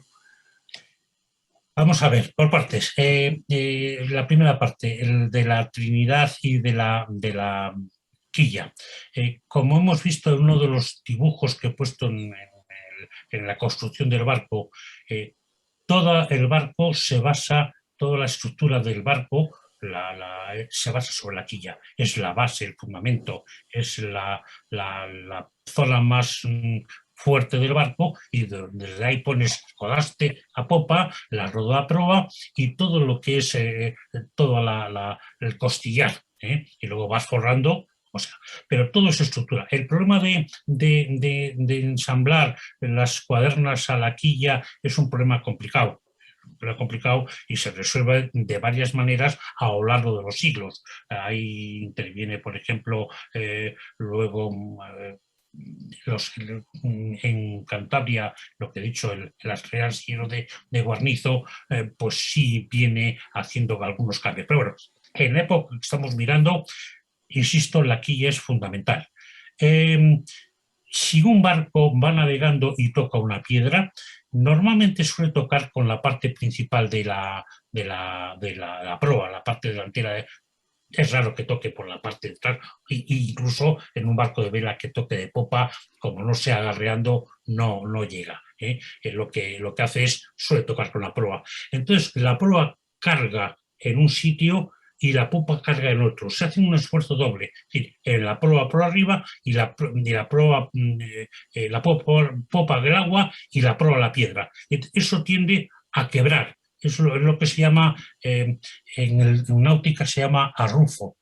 La operación contraria es quebranto, pero este barco es arrufo. No tiene mayor importancia y, en mi opinión, pues parte en algún sitio, en cualquiera.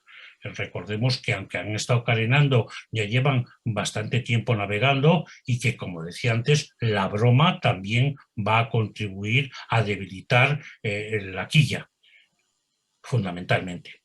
Cuando tú navegas, además de estar cargada, la metes carga en el medio, pues obviamente se somete a dos esfuerzos hacia arriba, dos fuerzas ascendentes proa y popa, y un esfuerzo hacia abajo en el centro, que es la carga, lo cual origina claramente que eso se rompa, siempre que la quilla está debilitada.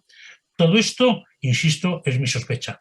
Que conste que fui a tu libro a buscar, a ver lo que decías, porque lo había leído, pero busqué en tu libro a ver si tenías algo de esto, y no lo encontré. No. Digo, pues, y lo he encontrado, digo, lo busqué en, creo que fue Cesario Fernández Duro, en alguno de los libros, en algunos momentos, habla de esto. Así todo, como he quedado con Tomás y con todos vosotros, intentaré volver a mirar toda la bibliografía a ver dónde encuentro el punto este. Esa era la primera pregunta. La segunda pregunta que me habías dicho era, perdona... La antena de los como he dicho, las velas latinas, las velas de triángulo, las velas para ceñir, se cuelgan de unos palos que pueden ser de una pieza o de dos unidas, que se llaman perchas o entenas.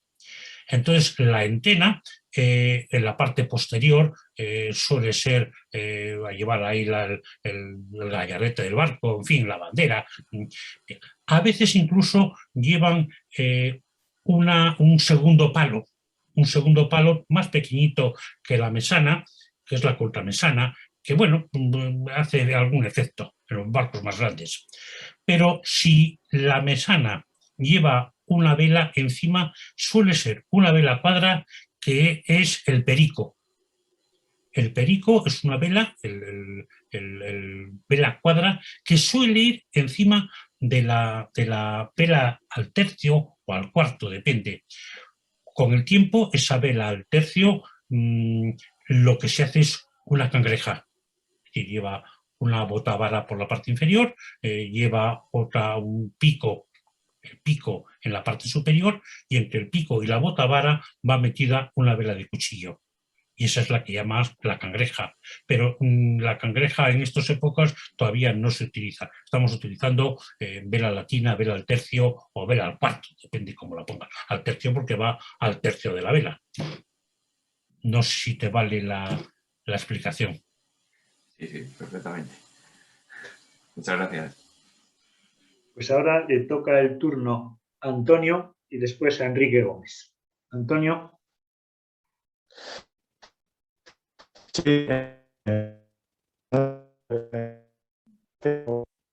No se te entiende, está sonando muy mal.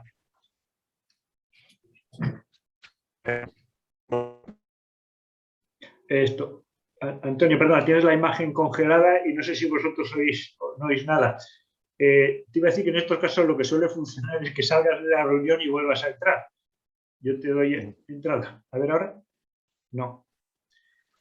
Vale. Si sales y vuelves a entrar, te doy yo entrada y mientras va preguntando Enrique Gómez, ¿te parece? Enrique, cuando quieras. Abre el micrófono, que no se te oye. ¿Ahora se me oye?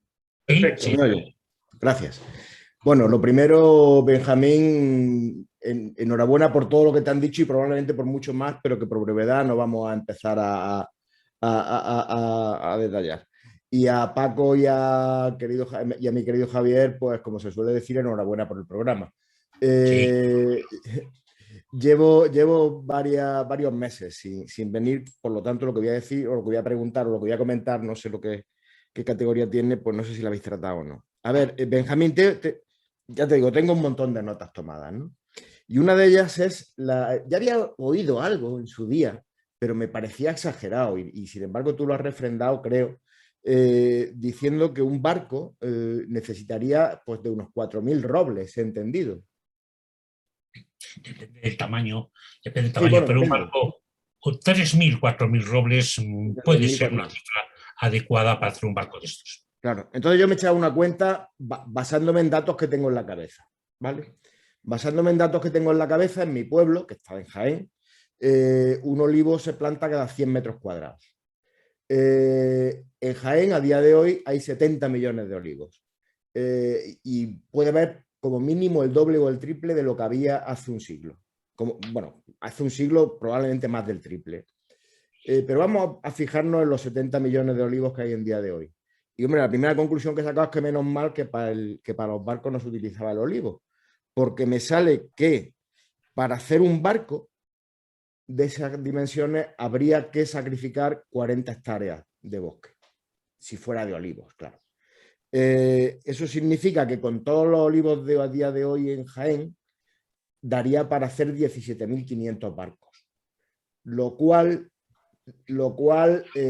si nos paramos a pensar desde mitad del siglo XV hasta como mínimo mitad del siglo XIX, hombre, 17.500 barcos tampoco es tanto, ¿no?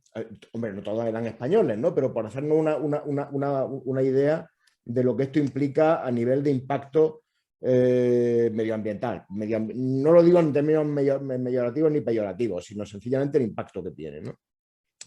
Es cierto que un roble, yo no sé la densidad con la que crece un roble, pero también es cierto que no hay provincias enteras llenas de robles como puede haber un Jaén que está lleno de olivos, ¿no? Es decir, que yo me imagino que la madera se convertiría en un bien bastante escaso en su momento y que incluso habría zonas que medioambientalmente quedaran perjudicadas sin remedio. Ya digo, ni para bien ni para mal, ¿eh? No estoy haciendo una crítica en absoluto, pero perjudicadas en el sentido de alteradas, mejor dicho, sin remedio a partir del impacto que el auge naval bueno, pues adquirió en estos siglos, ¿no? ¿Tenéis alguno, o tú mismo, Benjamín, alguna idea al respecto, algún dato que pueda ser relevante? En principio, tienes toda la razón del mundo. Hay tres cosas que apoyan esta idea. Primero, siempre hay una preocupación entre los dirigentes de aquella época en repoblar bosques. Y siempre los nombres o los títulos que se dan es de astilleros y bosques, porque la obligación que tienen es de talar y sembrar, ir repoblando automáticamente. No obstante, esto origina que se arrase con la flora de esto. Aquí en Cantabria hay un valle completo que es el Valle del Miera. Cantabria es una zona muy boscosa, muy esto.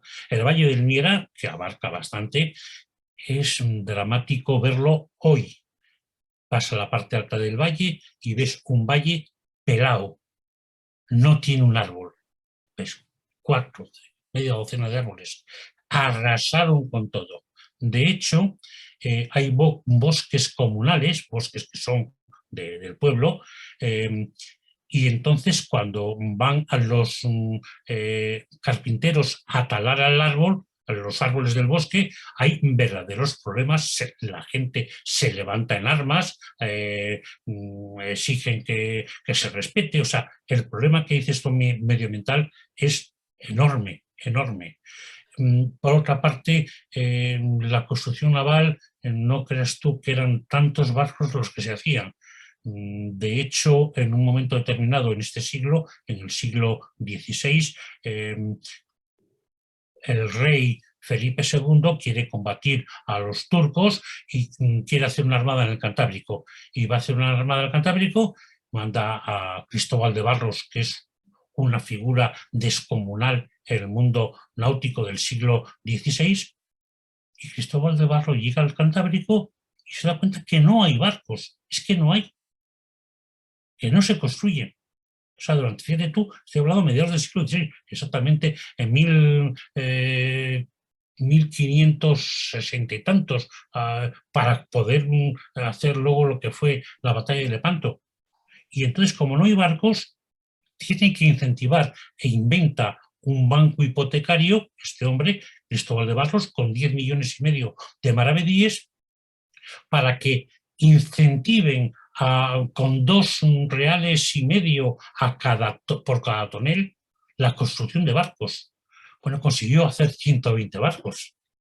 120. O sea, no hablamos de cifras enormes. O sea que sí, tienes razón. La construcción naval desforestó de una manera brutal los bosques de todo el norte. También es cierto que había una presión muy fuerte para repoblar y se intentó atenuar un poco este daño. Pero sí, sí, tienes razón, es así. Gracias. Pues ahora vamos a dar la palabra a Antonio, a ver si ha resuelto los problemas técnicos que tenía, y después a Luis Robles. Antonio. Sí, hola, buenas tardes. No sé si perfecto, me escucháis. Ahora perfecto. ¿No? Ahora sí, sí. Venga, buenas tardes, muchas gracias. Es una conferencia muy interesante. Y bueno, entre otras cosas, una que me ha llamado la atención ha sido cuando se ha comentado de que las velas se guardaban para con su conservación de las ratas en tanques de agua salada. Entonces, sí. ¿Cómo hacían luego para desplegar esas velas? Porque entiendo que al mantenerlas en agua tenían que coger un peso enorme, ¿no? Totalmente de acuerdo, es cierto. En las primeras veces meten la vela, pues se dieron cuenta que las ratas, claro, había ratas no quiero contar cuántas. Las ratas son los tripulantes más fieles del barco, no lo abandonan nunca. Entonces, ahí se proliferan, bueno, algunos escritores de aquella época decían que si las atacabas, que reculaban y te hacían frente. Puede ser problemático. Se comían todo, comían la comida, rasgaban los sacos de comida, si iban sacos. Decía mi admirada Elisa que tenían que hacer con los restos de lo que dejaban allí una mazamorra, que era una sopa que se comía de noche con olor al orín de las ratas y que encima había que comerla de noche, decía Elisa, para no ver los gusanos que flotaban dentro. En fin, bueno, es una historia más compleja. Y es que se comían todo. Entonces, claro, las velas son una gozada, comerse velas muy blanditas y muy ricas, y encima alegran si son de cáñamo. Bueno, pues solución, como he dicho, no eran velas, eran trozos de vela que luego podían empalmar para hacer la vela de acuerdo con unas medidas, las metían en unos tanques de agua que les servían al mismo tiempo de lastre, y de esta manera las ratas no podían bajar al tanque a morder. Es decir, ese agua les servía de lastre. Luego, cuando tenían necesidad, pues quitaban el agua o vaciaban el agua. Era agua de mar. O sea que sí, las ratas se comían todo. Era un problema gordísimo a bordo de los barcos. Vale, muchas gracias. Le toca el turno a Luis Robles, cuando quieras. Hola, buenos días. Pues nada, me uno al coro de felicitaciones porque la verdad que ha sido súper interesante y muy completo. La verdad es que te da una idea de casi que estás montado en el barco y te vas enterando de todo lo que pasa, ¿no? Porque yo por lo menos no tenía esa visión de conjunto. Entonces, nada, muchas gracias. Tenía dos preguntas sobre la nao Victoria. Que has mencionado, hablando de esto de qué fue de ella, ¿no? Hay un dato que me ha sorprendido mucho, que es eso de que durase hasta 1570, creo que has dicho. Entonces, mi duda es, ¿estamos seguros de que es la misma nao Victoria o puede ser que haya habido varios barcos que se llamasen igual? Y lo digo porque a mí me ha pasado que yo estaba buscando información sobre una nao en concreto que se llamaba Santa Cruz, y cuando me he dado cuenta había como 3 o 4 simultáneamente, porque tampoco tenían mucha imaginación los maestres de aquella época poniéndole los nombres a los barcos. En realidad, yo hasta donde he seguido la pista, la nao Victoria llega hecha unos zorros, por supuesto, sube hasta Sevilla y allí la atacan como pueden, se mantienen, no sé qué, creo incluso que llega a varar, la meten en unas atarazanas y las reparan. La nao había costado 300.000 maravedíes y lo venden en subasta. Lo venden en subasta por 106.000 maravedíes. Yo he intentado localizar los pliegos de la subasta en el archivo de Indias y no lo he encontrado, porque están en los protocolos notariales de Sevilla y pues no, ahí no llego. Sin embargo, por bibliografía que voy recopilando, por lo visto, después de meterlo en las atarazanas, reparan ese barco, lo subastan y lo compra un tal Esteban Centurión. Centurión lo pone en marcha y muere al poco tiempo, y su hija María incluso tiene pleitos con el patrón del barco porque va a Santo Domingo, deja cosas, o sea que el patrón del barco tampoco, el maestre, tampoco debe ser trigo limpio, y sé que acaban teniendo problemas. Y hasta ahí bien. Pero me llama la atención que después varios autores hablan sobre este barco. Es más, si me apuras, Góngora,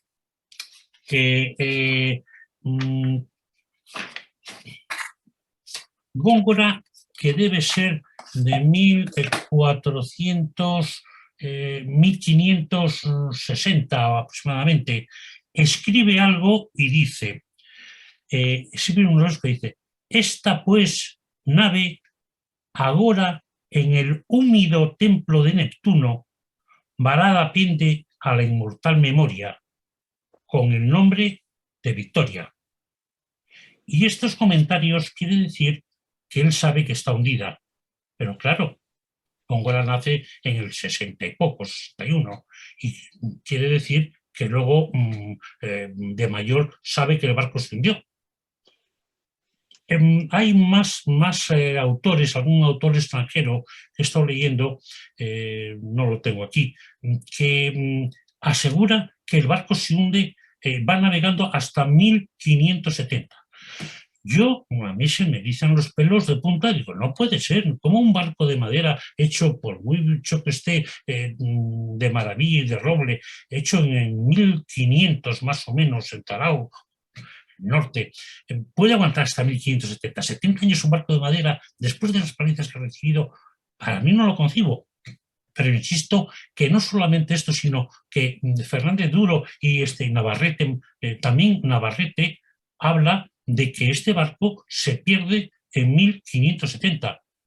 San Martín Fernández Navarrete, que para mí es otro, por lo menos, fiable escritor naval, también cita que el barco se pierde en 1570, lo cual, como marino, me eriza los pelos. No puede ser, es que es imposible, pero lo digo como lo he visto. Varios autores citan el barco Victoria hundido en 1570. Hay varios barcos, justamente. Creo que Loaiza tiene otros barcos. Loaiza también lleva una Victoria en su no sé si Elisa lo sabe. Lleva Santa María de la Victoria. Santa María de la Victoria. Y habrá muchos barcos Victoria. Y que sea precisamente el que es un de 1570 el que va a la vuelta al mundo, pues aunque ya te digo que estos escritores aseguran que sí, yo me sumo a tu causa y digo que es complicadísimo, es muy difícil que un barco dure tanto tiempo. Vale. No te puedo decir más. No, pero está muy bien. Y de hecho tenía una segunda pregunta también sobre el devenir de la nave Victoria, porque tú has dicho eso, se subastó lo que es el barco, pero Sí. yo encontré información sobre lo que pasó con las armas que traía la artillería, las lanzas y tal. Y lo que no sé si eso se conoce o si merece la pena que lo ponga en algún sitio, porque de esto, o sea, en el archivo de India, mirando papeles y tal, lo he visto, pero no sé si ya es algo ampliamente conocido o si mejor lo pongo en Twitter, aunque sea. Bueno, el tema del armamento del barco es lo siguiente. Lo que más vale, el mayor valor de un barco no es la jarcia, no es la vela, no es el casco, es el armamento.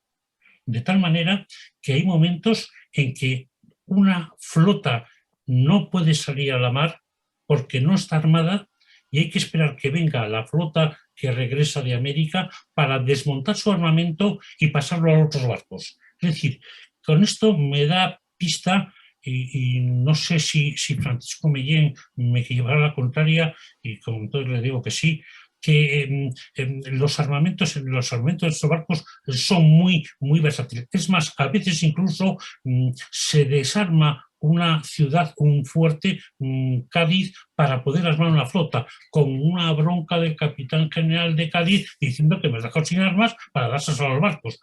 Por eso no te extrañe nada que en el momento que llegue el barco, aunque llegase con 4 falconetes y 2 espingardas, lo quitarán inmediatamente para pasar a otro barco o hacer alguna cosa, o lo subastan o lo venden. Eso no es de extrañar. O sea, el armamento del barco es muy volátil, cambia de un barco a otro sitio rápidamente. Vale, muchas gracias. Muchas gracias a los dos. Ahora me toca a mí preguntar, que también... ¡Hombre! Primero 2 comentarios.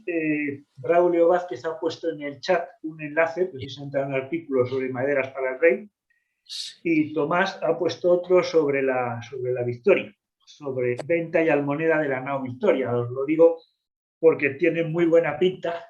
Entonces, pues si copiáis el enlace, pues podremos consultar. Eso es lo primero. Y lo segundo, Benjamín, en fin, ya ves que todo el mundo te dice, y no como cumplido lo extraordinaria, lo amena, lo original que ha sido tu charla. Entonces, ya también en el chat he visto una pregunta que suscribo plenamente, es ¿dónde se te puede seguir? ¿Tienes algún blog? ¿Tienes publicaciones? En fin, ¿tienes alguna página web? Es que la información es para compartir. Quiero decirte que es una delicia tu charla, pero quiero más. No tengo ese nivel, no tengo ese nivel, no, soy un marino. Como habéis visto, mi formación es una formación técnica. Yo soy técnico, siempre me he dedicado al tema hice un máster en electricidad, en ingeniería eléctrica, soy el mundo mecánico, soy de barcos. Después de la jubilación me he metido por curiosidad en el mundo de la historia, me apasiona la historia, es muy bonito. Elisa tiene la culpa, es la que me ha estado pinchando y empujando, es una gran amiga a la cual admiro de maravilla. Y que a Paco Mellén, yo le he oído a alguna conferencia en directo a Paco en Esles y se me caía la baba, y ha sido también otro de los impulsores de mi vocación de estudios, pero mis estudios son leer, recopilar información de esto, nada más que lo que tengo es en mi biblioteca y poco más, Paco. No edito, no hago cosas, no. Pues sinceramente es una pena. Ya sabéis, bueno, sabéis todos que el que quiera suministrar información sobre todo ese tema relacionado con la primera circunnavegación y el que esté entre comillas registrado, pues tiene acceso a un disco en Google Drive donde vamos almacenando una cantidad de información que realmente, tanto por su originalidad como por su valor intrínseco, pues creo que son de gran interés para los asistentes, ¿no? Lo anteúltimo que hemos subido es un artículo de Braulio Vázquez relacionado precisamente también con una carta de un tripulante de la Victoria, y aunque no está hoy aquí, hemos subido el catálogo de una interesantísima exposición sobre arte polinesio que se celebra en Málaga con fondos de Juan Carlos Rey. Y claro, Benjamín, si quieres compartir alguno de tus conocimientos, pues ya sabes que solo tienes que mandarme la información y yo la subo. Pero vamos, el que quiera sin ningún tipo de compromiso, porque realmente hacer una presentación tan original es algo sumamente valioso y entiendo que lo quieras conservar en tu casa. Pues por supuesto que sí, lo que tenga os lo mando rápidamente. Pues nada, muchísimas gracias. No veo más preguntas, son aproximadamente las 2. No sé si alguien quiere decir algo más. Me parece que no. No veo más manos levantadas. Y entonces, pues... sí, está Enrique Simón. Enrique, abre el micrófono, por favor, que no te oímos.